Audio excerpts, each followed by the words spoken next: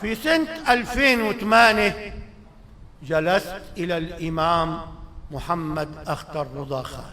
2008 میں مجھ کو بھی موقع ملا حضور تاج الشریعہ کی صحبت میں بیٹھنے کا. ودمشق لا تنسى تلك الزيارة التي زارها الإمام محمد أختر. حضرت نے جو لفظ فرمایا نا، اس سے پہلے میں ایک بات کہہ دوں آپ کو.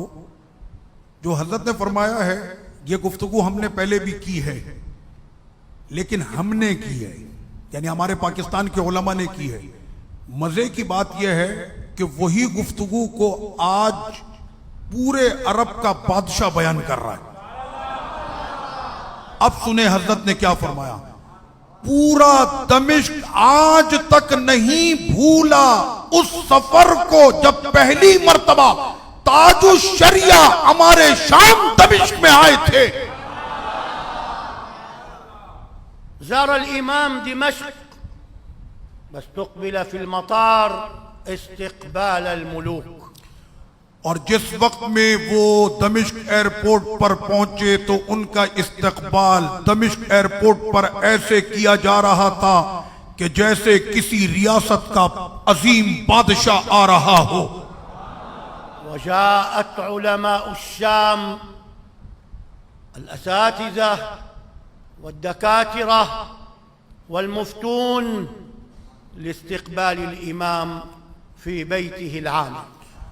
اور جس مقام پر حضرت نے قیام فرمایا تھا میں نے دیکھا اساتذہ، علماء، مفتی، محدثین وہ تمام کے تمام آ رہے تھے حضور تاج الشریعہ کا استقبال کرنے کے لیے. وكان معنا الشيخ عامر أيضا. اور شیخ عامر ان کے در کا یہ ادنا سگ اپنے مرشد کی خدمت میں موجود تھا. كان في البداية يعدونه عالما من العلماء. یعنی سمجھنے والے کچھ یہ سمجھے کہ جیسے ایک عام عالم ہوتا ہے یہ بھی اسی طرح سے کوئی عالم ہوں گے. فلما بدأ الإمام محمد أختر بالكلام أعجبوا به. اور جب تاج الشریعہ نے اپنی فصاحت و بلاغت والی زبان کھولی تو وہ سارے حیرت سے حضور تاج الشریعہ کو دیکھ رہے تھے. المتعاظمون من العلماء وكبار الدكاترة طأطأوا رؤوسهم أمامه. اپنی پلکوں سے اپنی عظمت کے ترانے وہ تاج الشریعہ کے گنگنا رہے تھے اور ان کے ادب میں وہ اپنے سر جھکا رہے تھے. وهو يتكلم اور وہ عن النبي وحبه وحب آل بيته. اور وہ گفتگو فرما رہے تھے عشق رسول پر اور اہل بیت کی محبت پر. وأبحر في العلوم، الفقه، الحديث، التاريخ، وهو يتكلم وهم يستمعون بإعجاب. وہ گفتگو کرتے تو اس میں فقہ بھی ہوتی، حدیث بھی ہوتی، عقیدہ بھی ہوتا، اور تعجب سے علماء شام حضور تاج الشریعہ کے ان علوم زخار کو سن رہے تھے. ولما امتلأت قلوبهم بتعظیم الامام حدثت کرامہ. اور جب ان کے دل حضور تاج الشریعہ کے علم و فنون سے بھر گئے تو پھر وہاں پر تاج الشریعہ کی کرامت بھی سامنے ظاہر ہوئی. كانت زيارة الإمام في شهر آب أكبر شهور السنة حرارة. اور حضور تاج الشریعہ کی تشریف آوری ہوئی تھی دمشق میں اگست کے مہینے میں، اور ہمارے یہاں اگست کے مہینے میں سب سے زیادہ گرمی ہوتی ہے.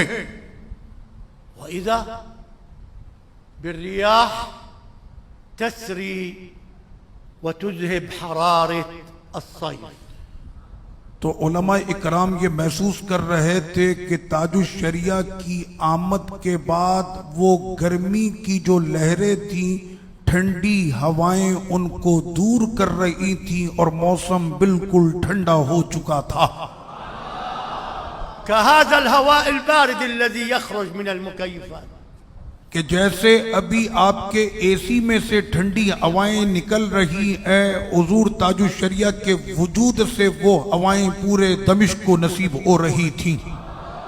وإذا بسحابة تطل عليهم وينزل المطر، اور پھر ہم نے دیکھا کہ اچانک بادلوں نے رخ بدلا اور آئیں پھر کالی گھٹائیں اور کرم کی پھر وہ بارش وہاں پر شہر دمشق میں ہونے لگی۔ لأول مرة في الشام ينزل المطر في الصيف ببركة الإمام۔ تو ہم نے یہ مان لیا کہ ہمارے یہاں گرمی کے موسم میں بارش نہیں ہوتی، یہ پہلی مرتبہ ایسا ہوا تھا کہ گرمی میں بارش ہو رہی تھی۔ وأقبل العلماء على يدي الشيخ يقبلونها ويتبركون به۔ اور میں دیکھ رہا تھا کہ ہمارے اکابر علماء اکرام حضور تاج الشریعہ کے ہاتھوں کو چوم رہے تھے اور ان سے برکتیں پا رہے تھے۔ وراحوا يقولون أجزنا يا سيدي، اور ان سے جا کر اکابر علماء یہ کہتے تھے کہ آپ بھی ہمیں اپنی اجازتوں کی اجازت عطا کر دیں۔ والشيخ يتواضع ويتواضع ويحني رأسه، اور تاج الشریعہ اپنی عاجزی کا اظہار فرما رہے تھے اور اپنے سر کو ان کے سامنے عاجزی طور پر جھکا رہے تھے۔ كانت ساعات من البركة ورحمة السماء، اور وہ تھے رحمتوں کے نازل ہونے کے لمحات کہ جو اس وقت ہم پر اتر رہے تھے۔ وقبل عودته إلى بلاده تذكروا أنها بال2008 قام الشيخ بزيارة قبور الأولياء في دمشق وحمص۔ اس سے پہلے کہ حضور تاج الشریعہ دمشق سے واپس ہندوستان کا سفر کرتے، آپ نے دمشق میں مزارات صحابہ اور اولیاء جو وہاں پر بڑی بڑی درگاہیں ہیں، مزارات ہیں، آپ ادھر بھی تشریف لے گئے۔ زار الإمام سيدنا بلال الحبشي، آپ سیدنا بلال حبشی رضی اللہ عنہ کے مزار شریف پر تشریف لائے، وسيدنا يحيى الحصور، اور حضرت سیدنا یحییٰ علیہ السلام کے دربار شریف میں تشریف لائے، وابن عربي، اور سیدنا شیخ محی الدین ابن عربی کے دربار میں تشریف لائے، امام عبد الغنی النابلسی، اور سیدنا شیخ عبد الغنی النابلسی رحمت اللہ علیہ کے مزار پر تشریف لائے، وفي حمص زار سيدنا خالد بن الولید، اور دوسرے شہر حمص میں حضرت سیدنا خالد بن ولید رضی اللہ عنہ کے مزار پر تشریف لائے، وزار مقبرة فيها 10,000 صحابی، اور اس مقبرے کی بھی زیارت کی کہ جہاں پر 10,000 سے زیادہ صحابہ اکرام کی قبریں ہیں۔ لم يتبارك فقط بالأولياء والصالحين ولكن الأرض أيضا تباركت به، اور صرف یہ نہیں کہ تاج الشریعہ نے ان مزاروں سے برکتیں حاصل کی ہیں، میں یہ کہتا ہوں کہ شام کی زمین بھی تاج الشریعہ سے برکتیں پا رہی تھی۔ وقدم إجازات في العلوم والتصوف لشيوخ الشام، اور آپ نے پھر اپنی اجازتیں شام کے بڑے بڑے علماء اور وہاں کے مشائخ عظام پیران عظام کو اپنی اجازتیں جو حدیث میں، فقہ میں اور تصوف میں تھیں، وہ آپ نے اجازتیں ان اکابر علماء اکرام کو پیش فرمائیں۔ وكنت ممن أكرمني الله بهاتين الإجازتين، اور ان اجازتیں لینے والے اکابر علماء اور مشائخ میں میرا نام بھی شامل ہے۔ بكت دمشق وأهلها وطلابها ومعارف الإمام حين غادرهم إلى بلاده. اور جس وقت میں حضور تاج الشریعہ میرے مرشد کی واپسی ہو رہی تھی، دمشق رو رہا تھا، طلباء اور علماء اکرام کی آنکھوں میں آنسو تھے کہ نہ جانے اب علم کا یہ چڑھتا ہوا سورج دوبارہ دیکھنے کا موقع ملے گا کہ نہیں، سب کی آنکھوں میں آنسو تھے. الإمام له تلامذ في أصقاع الأرض. پورے جہاں میں اس امام کے پیے ہوئے جام والے شاگرد جہاں میں موجود ہیں، كلهم يقتدون به. اور وہ سارے کے سارے اپنے مرشد کے فیضیابی یافتہ ہیں. في الشام والأردن وأوروبا وأمريكا والباكستان هنا وفي كل مكان. یورپ، امریکہ، شام، اردن، بلاد عرب، پاکستان، کوئی ایسا جہاں نہیں کہ جہاں پر تاج الشریعہ کے علم پانے والے شاگرد موجود نہ ہوں. كلهم بايعوه وألبسوه تاج الشريعة. اور وہ سارے کے سارے کہ جنہوں نے اس دربار سے فیض پایا ہے، شریعت کے اس تاج کا ان پر فیض جاری ہے.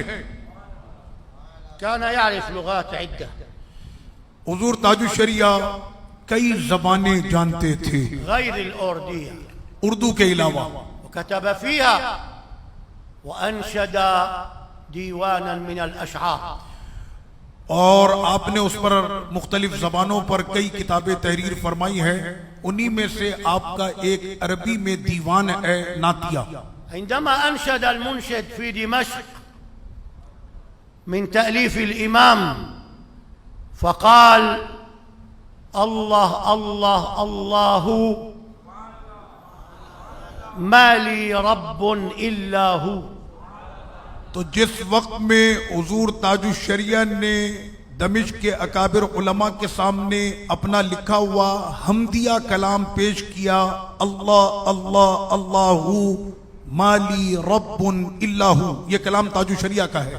وآخر بيت كان فيه يقول: هذا أخطر أدناكم ربي أحسن مثواه.